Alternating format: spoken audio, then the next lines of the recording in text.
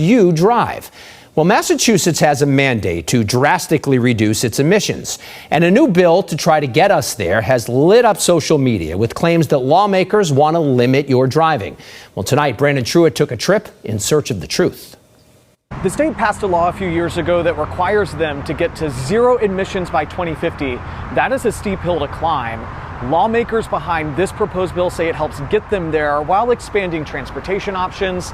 Critics simply disagree.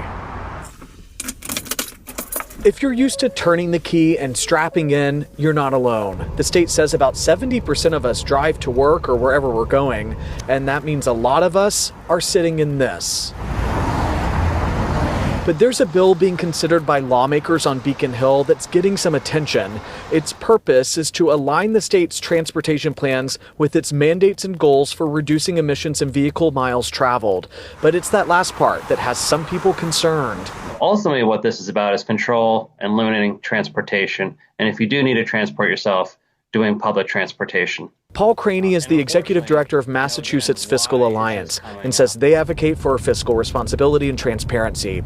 Craney takes serious issue with the bill, saying it will limit how people get around the state. Specifically vehicles, cars and trucks.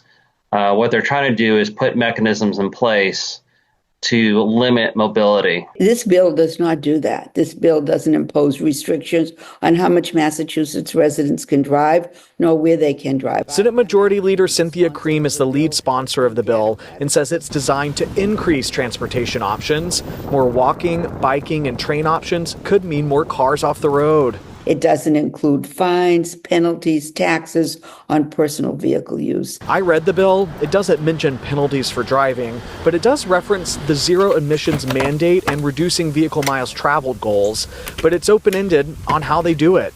Well, we can all kind of figure out where this is going. This is not a big brother watching you. This is the little guy and the little woman having choices. So it's